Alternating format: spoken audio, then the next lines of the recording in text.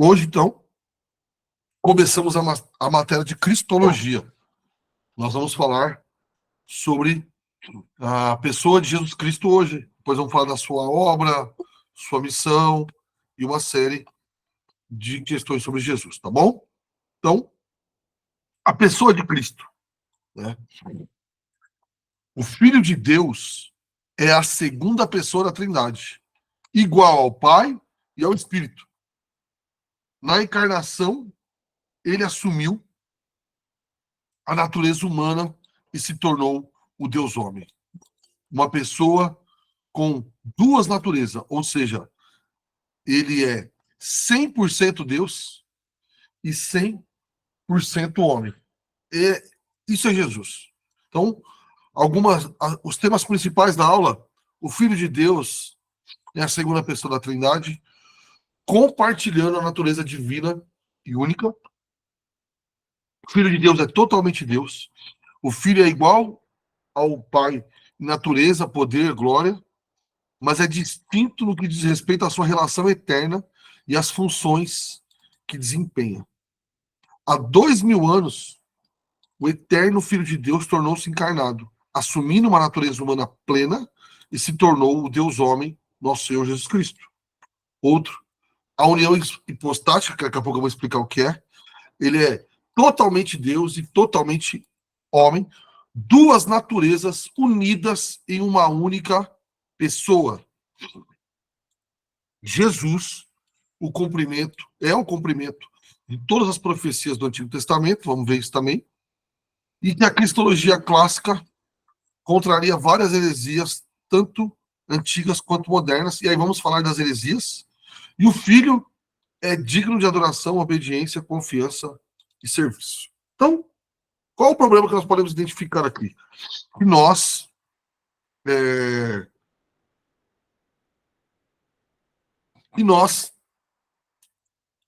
estamos, na realidade, com um problema sério. Cremos em Jesus Cristo, nós concordamos em crer em Jesus Cristo, Ele é o nosso Senhor, Ele é o nosso Salvador, mas como, de fato, vemos isso na prática?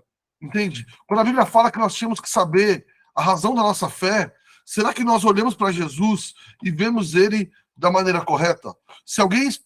A Bíblia diz que nós tínhamos que aprender para que, se alguém perguntasse a nós a razão da nossa fé, nós soubéssemos responder. Eu não estou dizendo em termos teológicos, não é disso que eu estou falando, mas se fôssemos perguntados, né, sobre algumas questões sobre Jesus, saberíamos responder?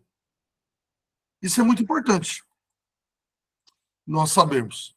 Isso é importante nós termos certeza de quem é esse Cristo. Então, Colossenses 1,15 diz algumas coisas sobre esse Jesus. Ele é a imagem do Deus invisível, o primogênito de toda a criação, pois nele foram criadas todas as coisas no céu e na terra, as visíveis e invisíveis, sejam tronos, sejam soberanias, quer principado, quer potestade, tudo foi criado por meio dele e para ele. Ele é antes de todas as coisas e nele tudo subsiste. Ele é a cabeça do corpo, que é a igreja, ele é o princípio, o primogênito, para ter a primazia. Porque Deus achou por bem que nele residisse toda a plenitude, e que, havendo feito a paz pelo sangue da cruz, por meio dele reconciliar a si mesmo todas as coisas, quer sobre a terra, quer sobre os céus. Isso é Colossenses 1, do 15 ao 20. Ele está dizendo que todas as coisas subsistem nele, ele é o cabeça da igreja, ele é o princípio, o primogênito dentre os mortos. Está fazendo afirmações sobre Jesus, que nós não podemos nunca perdê-la de vista. Se não entendermos isso, se não tivermos essa visão correta de Jesus, nós teremos dificuldade de responder a razão da nossa fé.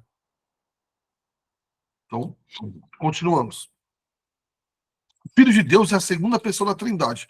Aqui eu faço um adendo, não tem nada de errado em usar o termo segunda pessoa da Trindade. Eu não gosto, porque segunda pessoa, as pessoas normalmente acham que é subordinação, que o primeiro, então, é o líder, o segundo tipo assim, o segundo líder, e o terceiro, que é o Espírito Santo, é o menor deles. Então, na cabeça de algumas pessoas, acaba dando essa conclusão, tá? Então, não é errado o termo, mas às vezes ele é usado dessa forma, tá bom? Então, não, eles são coiguais. Jesus Cristo existe eternamente, em conjunto com o Pai e o Espírito Santo, na única divindade. Então, o Senhor Jesus é Deus, o Espírito Santo é Deus e o Pai é Deus, e a união desses três é o nosso Deus. Jesus Cristo é totalmente Deus, assim como o Pai e o Espírito. Ele possui os mesmos atributos de independência, imutabilidade, onipresença, onisciência, onipotência, santidade e amor. Todos os atributos Deus Pai, Deus Espírito, Deus Filho possui. E os três, eles compartilham a mesma essência. Então, aqui já vou explicando. Ó. A Trindade, eu vou dar uma aula só disso, mas ó, a Trindade não é um, como a maioria de vocês falam, que se manifesta em três. Não. Isso é modalismo. A Trindade, na realidade, são três pessoas ligados pela mesma essência. Por isso que são um. Unidos pela mesma essência, pela mesma substância. Entendeu?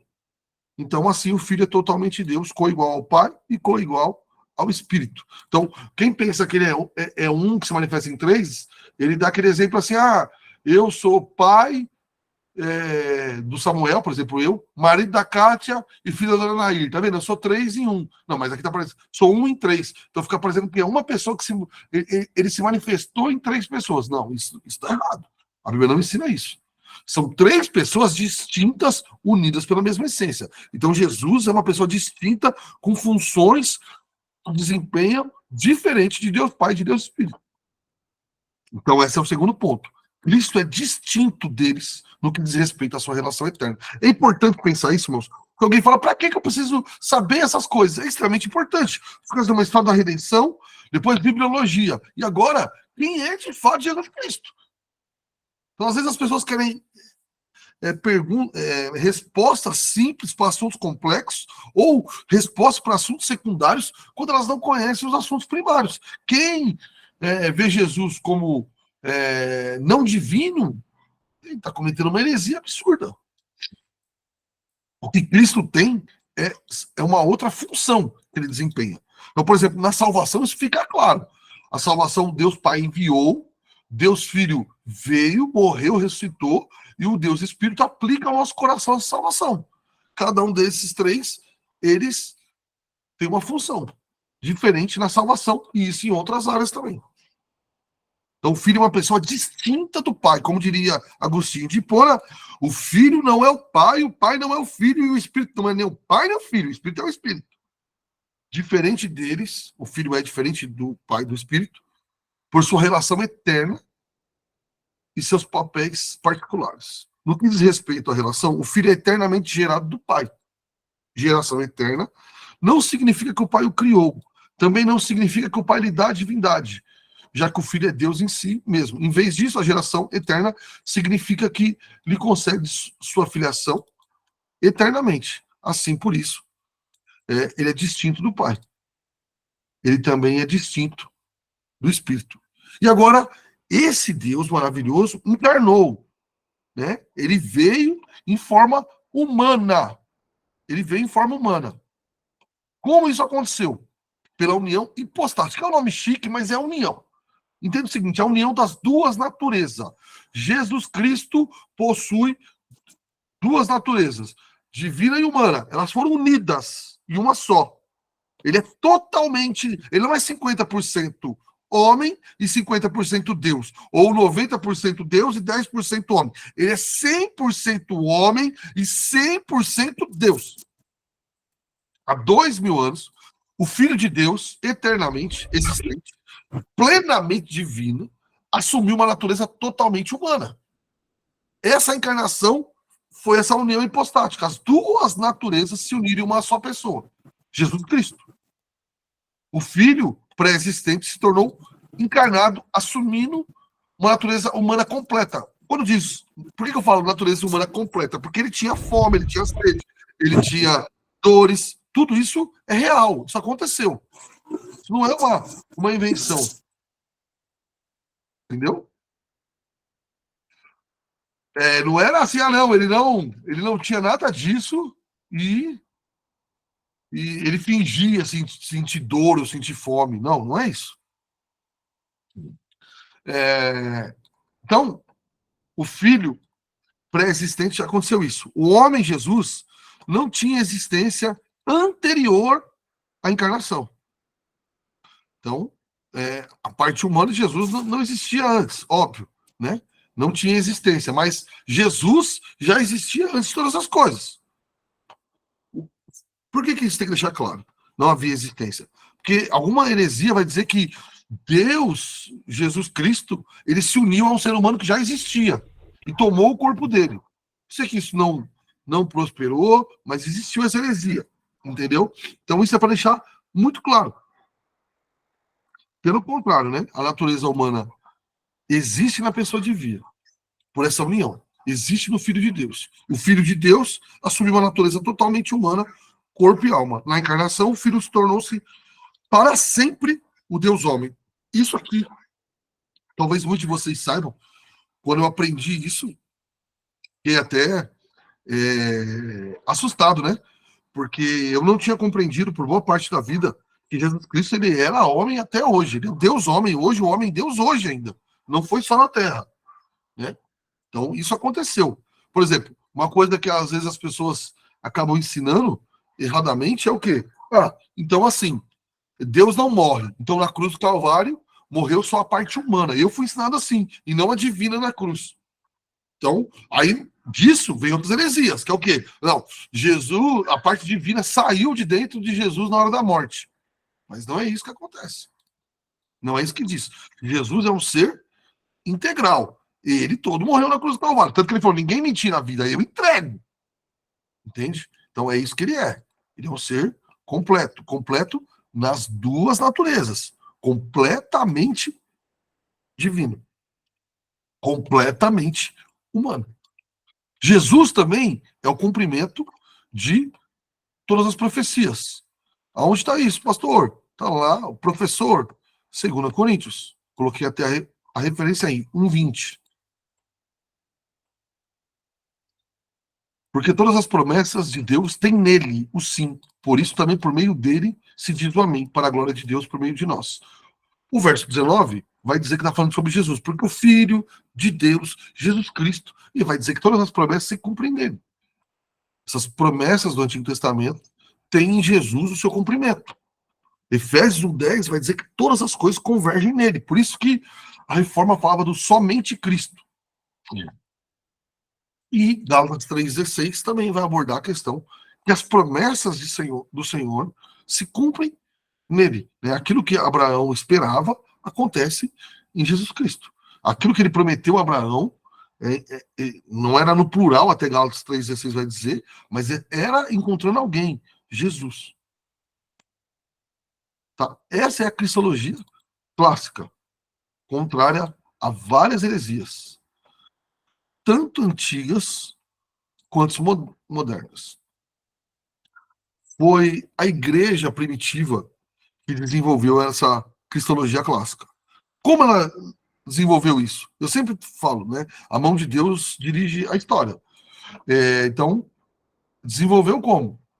A heresias que nasciam, os homens tinham que se reunir e tomar decisões, e entender melhor qual era o caminho a ser guiado, entende? Então, sobre a divindade de Jesus Cristo, sobre tantas outras coisas, surgiam heresias e eles precisavam responder a essas heresias. Eles precisavam estudar e ter uma resposta. Então, a heresia cumpre essa função, que nem hoje em dia. Há tanta coisa errada sendo dita que muitos têm parado e falam: não, preciso saber, precisamos ter um caminho bíblico para as coisas. Deus permite, muitas vezes, o aumento da heresia para que os crentes genuínos ajustem à Bíblia e ao Evangelho. Então, o credo de Calcedônia, tá aí, eu escrevi o credo inteiro, vai dizer isso: nosso Senhor Jesus Cristo é completo em divindade, completo em humanidade, verdadeiramente Deus e verdadeiramente homem, consistindo também em uma alma racional e um corpo. Ele é da mesma substância que o Pai, no que diz respeito à sua divindade, e da mesma substância que nós, seres humanos, em relação à sua humanidade. Ele é como nós em todos os aspectos, exceto o pecado. No que diz respeito à sua divindade, ele é gerado do Pai, antes dos tempos. Contudo, no que diz respeito à sua humanidade, ele foi gerado para nós através de Maria, que tem o título de Theotokos. Ele é ao mesmo tempo Cristo, Filho, Senhor unigênito, reconhecido em suas naturezas, sem confusão, sem mudança, sem divisão e sem separação. A distinção de suas naturezas não foi de forma alguma anulada pela união. O que ele quer dizer aqui? Ele não quer dizer que eu vou até falar depois uma heresia, se não me engano, é eutipianismo, que ela dizia o quê? Que a natureza divina de Deus absorveu a humana, então não ficou nada de humano nele. Por isso que o credo vai colocar aqui, ó, uma natureza não anula a outra, por causa da heresia daquela época. Então vamos aqui olhar duas coisas que a Bíblia afirma. A Bíblia afirma e apoia a divindade de Jesus Cristo. Seus títulos divinos demonstram isso. A Bíblia chama ele de Filho de Deus, em Marcos 1:9. Chama ele de Senhor, em Atos 2:36. Né? Ele mesmo diz, olha, eu sou, né? Eu sou. Tanto que pegaram pedra para atacar nele. E ele fala, mas chegaram na minha hora e foi embora. Né? Outras referências chamam ele de nosso grande Deus e Salvador, Jesus Cristo. Está onde? Tito 2:13, 2 Pedro 1:1, Hebreus 1:8. Sua natureza divina, a Bíblia diz que ele é o resplendor da glória de Deus, a representação exata do seu ser. Né? E Jesus vai dizer que ele e o Pai são um. Por isso que queriam matar ele. Estava afirmando que ele era Deus. Quem vê a mim, vê o Pai. Ele já estava deixando claro. Ele exibe atributos divinos como onipresença, ele tem onisciência, ele tem autoridade, ele executa atividades só divinas, que é criar, sustentar, julgar, perdoar pecado. O que ele faz lá em Marcos 2? Ele fala, ó, o que está acontecendo? Não pode perdoar pecados? Aí, então eu digo, né? Pode ir que seu pecado está perdoado. Eles tomam um susto. Eles sabiam. Talvez você não saiba disso. Mas o judeu entendia o quê? Só Deus pode perdoar pecado. Onde está isso? Marcos 2:9. O que é mais fácil? Dizer ao paralítico que teus pecados estão perdoados ou levanta e toma o teu leito? Mas isto é para que vocês saibam que o Filho do Homem tem autoridade sobre a terra para perdoar pecados. Eu digo, levante-se, pega o seu leito e vai embora. Então, deixando claro que ele estava perdoando pecado. No verso 5 ele já tinha dito, filho, os seus pecados estão perdoados. E aí os escribas disseram o quê? Como ele se atreve? Isso é blasfêmia. Quem pode perdoar pecado a não ser Deus? Então, isso deixa claro que ele era Deus. Eu sei, irmão, que você está ouvindo isso, falando, é óbvio que ele é Deus. Mas nós temos que ter a clareza ainda maior disso. Porque devemos lidar com Jesus Cristo, né, nessa questão da sua divindade.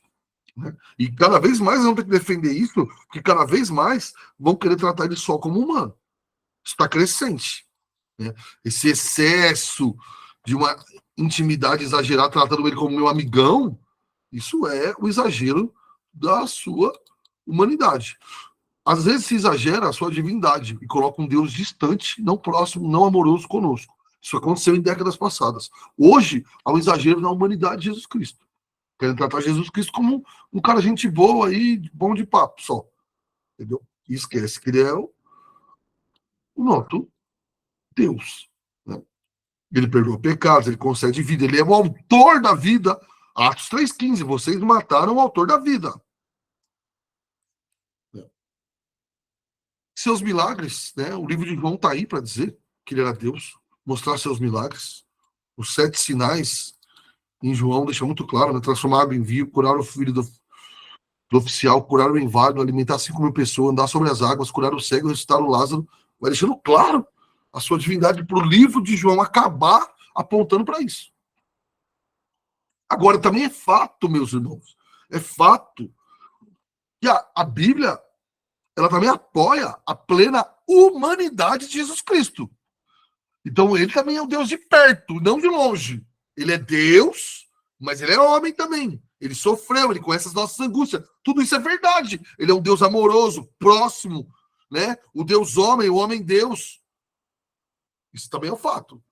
Jesus foi concebido humanamente por obra e graça do Espírito Santo no útero de Maria, que era virgem.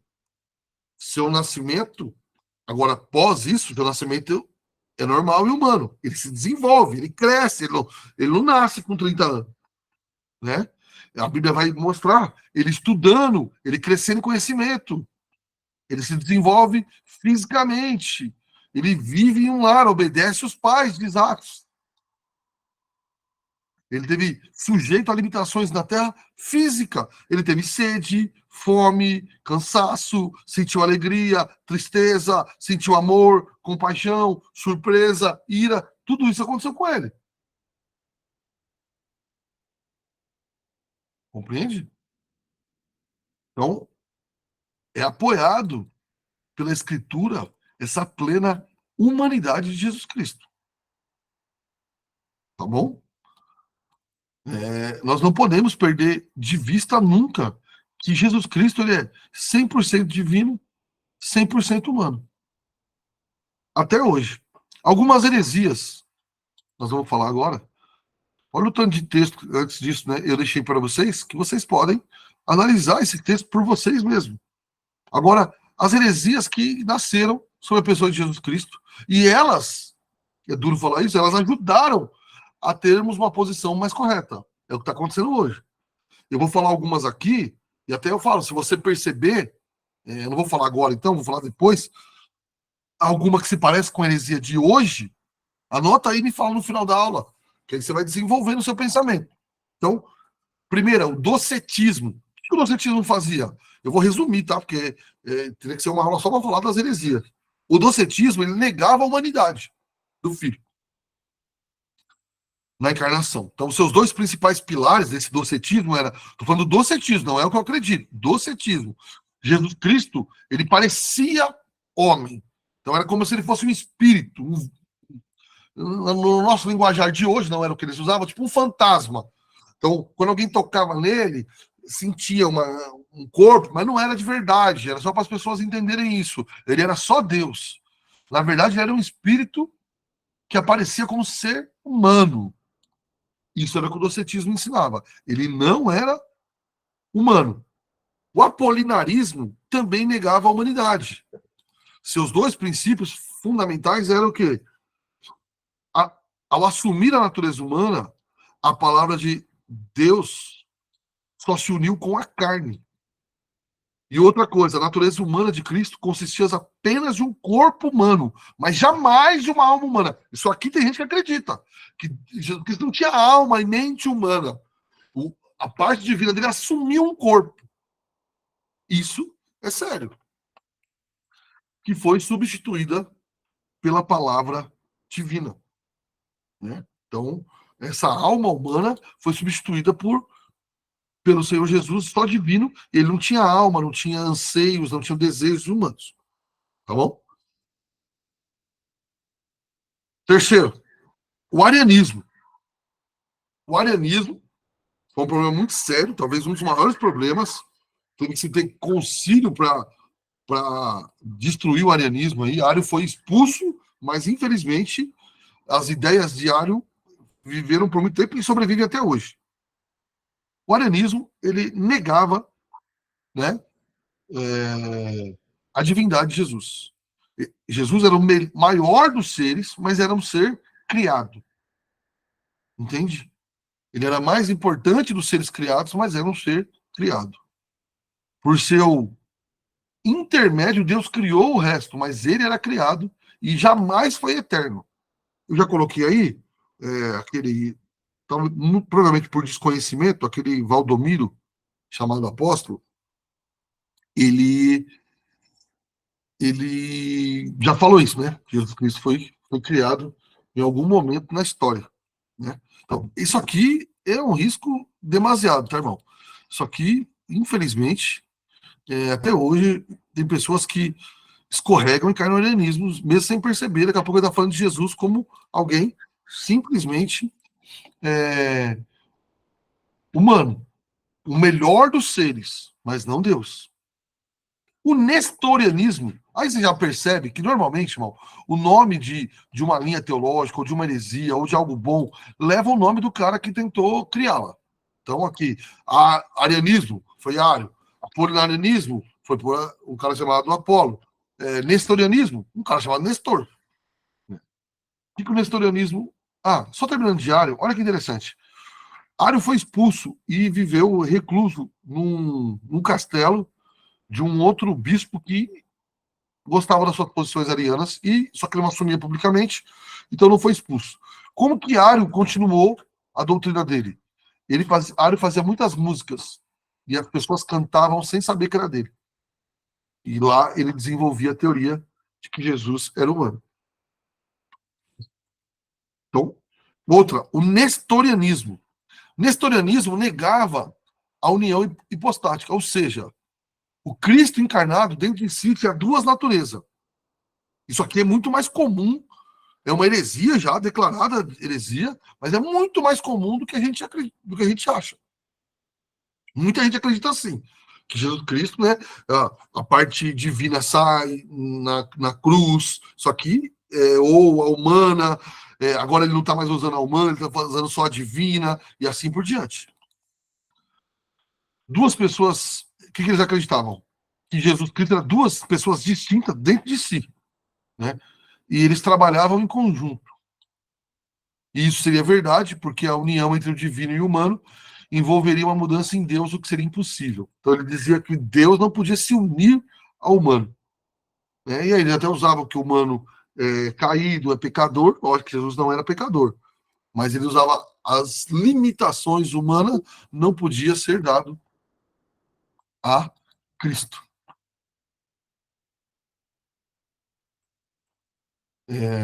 Então, isso. Vamos lá. Outra realidade, outra heresia, tem um nome bem estranho, o eutiquianismo, também negava a união hipostática e o fazia de duas maneiras. O principal dogma de uma dessas maneiras é que a natureza divina quase absorveu a natureza humana de Cristo. Significava que a sua natureza era divina, aqui eu escrevi errado, tá? Como se fosse divina em letra maiúscula e humana em minúscula. Ele era muito mais Deus, 80, 90%, e pouca coisa humana. A outra forma dessa mesma heresia é que essas duas naturezas se fundiram e a natureza divina absorveu a humana e agora Jesus Cristo, ou na Terra, alguns vão dizer, mas pelo menos no céu eles acreditavam que ele não tinha mais nada de humano.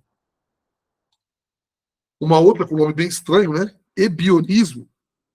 Eles acreditam, vinha muito das teorias judaizantes, dizia que Jesus era só homem, nada de Deus. Jesus era um Messias humano, como um grande Moisés, um Davi, para cumprir um propósito para o final dos tempos. Essa teoria quebra, obviamente, a questão do Cristo divino, né? Então ela é falsa, óbvio. Estou dizendo que tudo isso aqui que eu estou falando é falso. Mas você precisa saber, tá bom? E, por último, uma que dura, essa aqui dura até hoje, isso aqui de maneira bem forte, ela vem do docetismo, tá? É o gnosticismo. Para os gnósticos, Cristo não era Deus, mas um ser espiritual superior. A nossa sociedade, mais ou menos, hoje, encara Jesus Cristo assim. Os mormons, já citei, né? Não era para citar, mas tá bom, os mormons já foi, encaram Jesus assim, né? Que ele, alguém superior se uniu há algum tempo a uma pessoa histórica, um homem. Então, algo superior, um ser superior, se uniu a esse corpo humano por um período.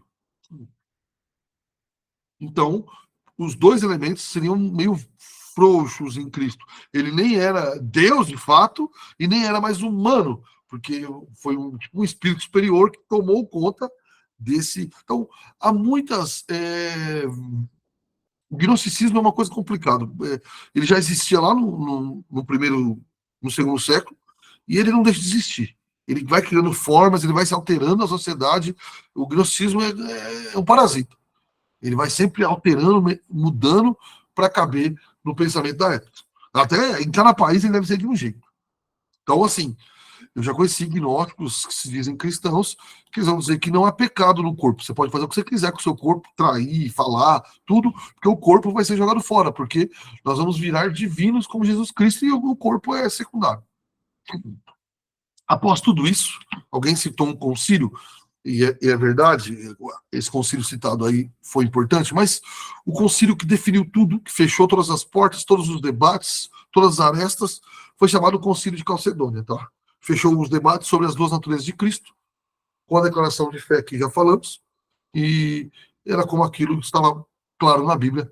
Jesus Cristo, nosso Senhor e Salvador, é 100% homem e 100% Deus. Então falamos aí de uma, duas, três, quatro, cinco, seis, sete heresias. Essas são as principais, podia haver uma ou outra ali, tá? Mas a maioria das outras heresias, elas surgem, saem, criam algo novo. A maioria dessas existe até hoje, ela toma uma outra forma, mas a base é essa, tá bom? Quando alguém está negando a divindade de Jesus Cristo, ele está indo para o arianismo. Quando alguém tá falando que Jesus Cristo tem duas personalidades, isso é sério, ó, sobre Jesus Cristo ter duas personalidades. Um dia eu fui dar aula numa igreja, uma igreja assim, de gente cristã, não estou dizendo que os irmãos eram. Mas havia uma discussão na igreja que o pastor permitia se Jesus Cristo podia pecar. E os irmãos entendiam, ficaram bravos comigo, que eu disse que não, era óbvio que não, Jesus era Deus, não ia pecar nunca, mas não, eles falavam que Jesus podia pecar. Então, resumindo, podia ter dado tudo errado o projeto divino, né? E então, isso é algo sério. E assim por diante, eu já vi, então, esse um pouco de nestorianismo, em alguns lugares eu já vi, um pouco de arianismo, óbvio, né? Só que, como a Elisângela da Igreja sempre diz, você é erro ou é heresia. Então, o arianismo de vez, negar a divindade de Jesus Cristo é heresia, não há salvação para quem faz isso. Tá bom? E assim por diante. É que dificilmente você vê um crente negando isso a todo custo. Quer dizer, eu encontrei esses dias alguém fazendo isso. Me mandou uma série de mensagens dizendo que Jesus Cristo não era Deus, mas era um grande homem. Né? Nem continuei a história, mas acontece. E o camarada se dizia, acho que diácono, alguma coisa de uma igreja batista. Então isso é mais sério do que a gente pensa. Tá bom? Eu costumo dizer, né? Isso pode acontecer até na igreja que eu pastorei. Se a gente fizer uma pesquisa entre os irmãos do que eles acreditam, nós ficaríamos assustados. Lógico, alguns vão responder o óbvio, que você vai deixar meio claro que você quer que eles respondam. Aí é uma questão, entende?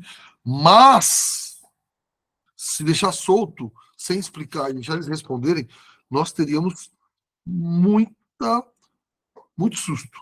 Então, irmãos, essa questão da divindade de Jesus Cristo, a Bíblia afirma, né? Indo com todas essas heresias, a sua pré-existência. João 17 vai dizer isso, né? Hebreus vai dizer que ele sustenta todas as coisas, João vai dizer que ele tem comunhão com o Pai, Colossenses vai dizer que ele é eterno, João 2 vai dizer que ele já estava no princípio, aponta para a sua eternidade, João 17 vai falar que ele tem glória com o Pai, que ele é pré-existente, João 8,58 vai dizer que ele já existia antes de Abraão, e assim por diante. Apocalipse 1,8 vai dizer que ele é o princípio e o fim, né? E assim por diante. Deixa eu ver se tem mais algum outro texto que eu anotei aqui. Então, a grande diferença até, irmão, pra você entender, as pessoas querem casar a nossa religião com outras, é impossível. A diferença do cristianismo para as outras religiões é que os líderes que fundaram as outras religiões, eles eram humanos e não existem mais, morreram, né? Deixando seus seguidores alguns relatos. Mas Jesus não, né? Começou com o seu nascimento, ele existiu, morreu. Como dizia uma música antiga, ele nasceu, sofreu, morreu e ressuscitou. Vive e está. Ele está conosco hoje, diz o próprio Jesus, estará conosco até a consumação dos séculos. Ele ressuscitou, tanto que Tomé queria ver a mão dele e viu. Então isso deixa bem claro, né? Mateus 28, 20 vai dizer: Eis que estou com vocês todos os dias, até o fim dos tempos. A sua encarnação também é real. Jesus nasceu como homem, venceu o pecado para ser mediador. O Salvador tinha que ser Deus, porque só Deus podia pagar o pecado e não pecar, e ele tinha que ser homem, tinha que ser o mesmo que errou, o mesmo que falhou, o segundo Adão, tinha que ser homem para pagar o erro de uma raça. Por isso que Jesus precisava ser o Deus homem, o homem Deus. Então, fica claro a sua humanidade. Ele obedecia aos seus pais, diz Atos, ele obedecia à lei, e assim por diante. Mostra que ele teve fome, que ele teve dificuldade, que ele teve que andar para se locomover, e ele exerceu a sua humanidade. Agora, lembrando que, óbvio, né, que o seu nascimento foi milagroso. A mulher, a Maria era virgem, isso é um fato. Só um Deus assim, um homem Deus e um Deus homem, que poderia salvar os pecadores, né? Eu podia aqui dar uma lista de coisas que mostra que ele era humano, por exemplo, ele teve profissão, cresceu no corpo humano, ele pai, mãe, né, irmãos, ele possui espírito, possui uma alma. A alma está onde? Mateus 26, 38. Sentiu cansaço, João 4, 6. Teve dores, João 18, 22. Teve sono, Mateus 8, 24. Teve fome, Mateus 4, 2. Teve sede, Mateus 19, 28. Marcos 15, 37 em diante vai dizer que ele sofreu, foi sepultado, ressuscitou. Marcos 10, 14, ele ficou indignado. Mateus 9, 36, ele teve compaixão. Lucas 7, 9, ele teve admiração. João 11, 35, ele teve comoção. Ele se comoveu, como nós. João 14, 33, ele ficou angustiado, como nós ficamos, e assim, né? Muitas outras coisas ele teve. Então, por exemplo, na sua humanidade, é uma pessoa só, mas assim, por lá, humano, ele foi tentado, mas ele não pecou, diz Hebreus. Esse é o lado divino que eu digo assim, mostra tanto que era humano quanto divino. Ele dormiu, né, no barco, estava cansado, mas ele acalmou a tempestade. O Jesus acalmar a tempestade não é para você ficar de pé no barco e dizer acalma a tempestade. Tem gente que entende isso. Quem entende isso está achando que Jesus é humano, simplesmente, e criando o poder de Deus e orou. E se ele orou e fez, eu posso fazer. Não é isso que o texto está dizendo. O que o texto está dizendo é que é só ele que tem poder para fazer isso. Você não tem. Tanto que os apóstolos não tiveram. Alguns erros a evitar. Primeiro, né, negar a divindade de Jesus. Isso leva ao quenotismo, ao arianismo, né? Essa posição também não consegue explicar as passagens que afirmam que ele é o Filho de Deus, e mais do que isso, né? Essa posição vai nos levar a perder a alma. Nós precisamos crer que Jesus Cristo é Deus. Não há salvação para quem não crê assim. Um outro erro gravíssimo seria a negação da sua humanidade, ou total ou parcial. O docetismo e o apoloniarismo. Essa posição também não consegue explicar tudo que eu falei, que ele teve sono, fome. Eles vão dizer o quê? Que era um teatro. Vai ter gente que vai dizer que Jesus nem morreu mesmo na cruz, né? Ele ficou ali deitado, fingindo de morto, foi levado, depois levantou. Isso é gravíssimo. Eu falei, vai ter a posição que vai dizer que a parte divina na cruz sai, e vai embora, e volta na ressurreição. Isso não existe. E a negação da união hipostática, né? O nestorianismo, o eutiquianismo, que mantém essa questão de que ele tinha duas naturezas dentro de si e que ora era uma coisa, ora era outra. Ora era a humanidade, ora era divino. Eu, quando novo, sem perceber, tinha nestorianismo em mim, né?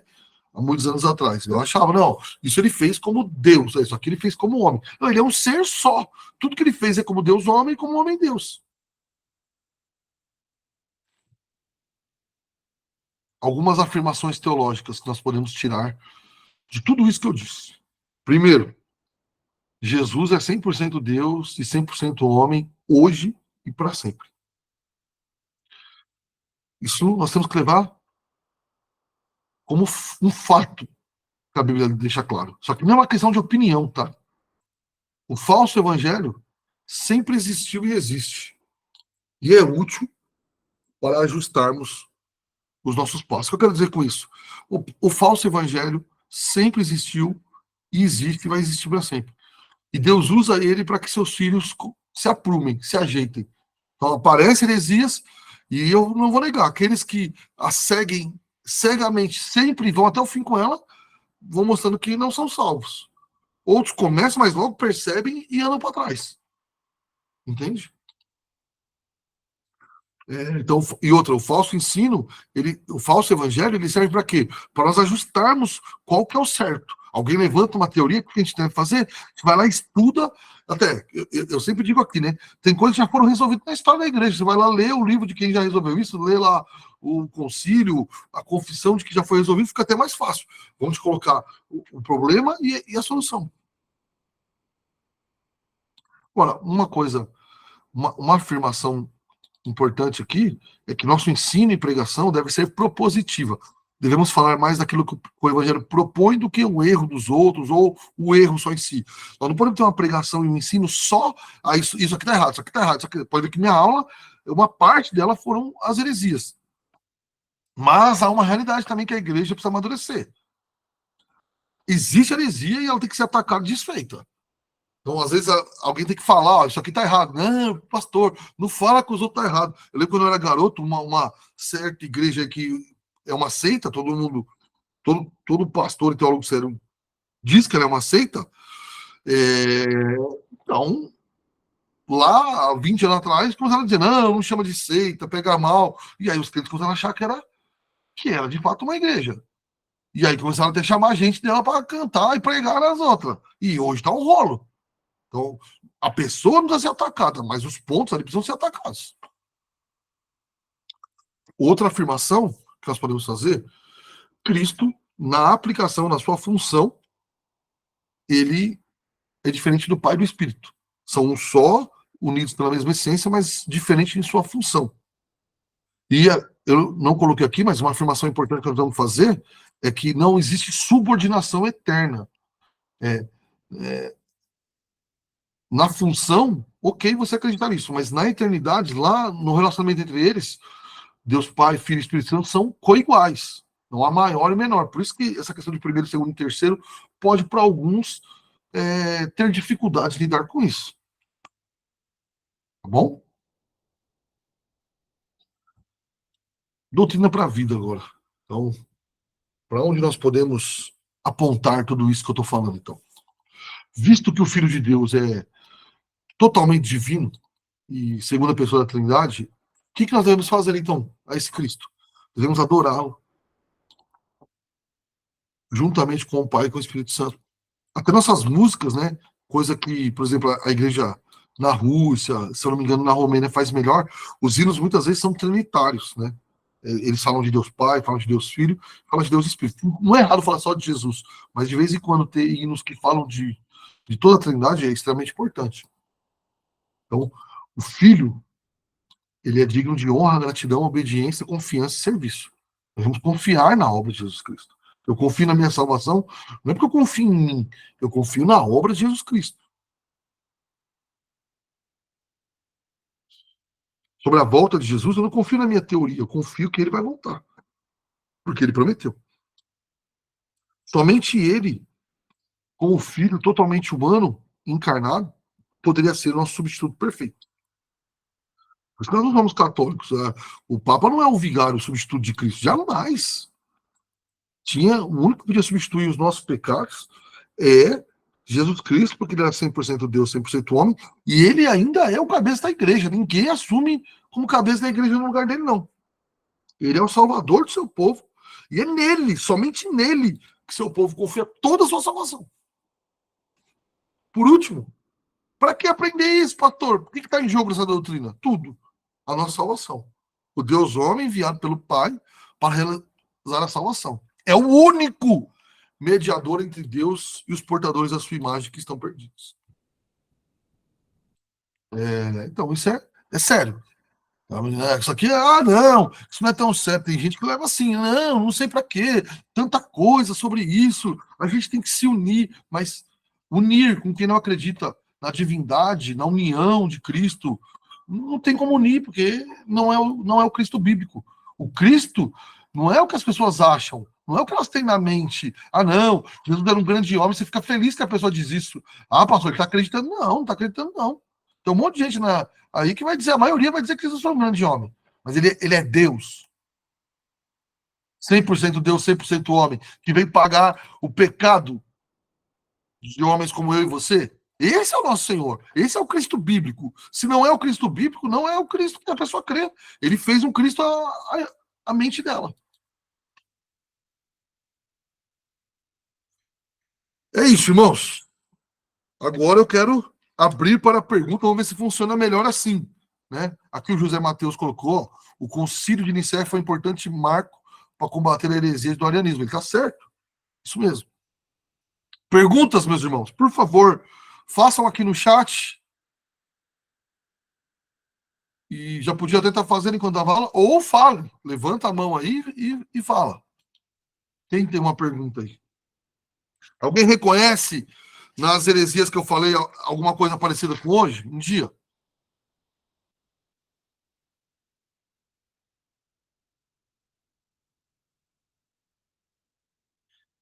Pode falar. Quem abriu aí? Ninguém? É.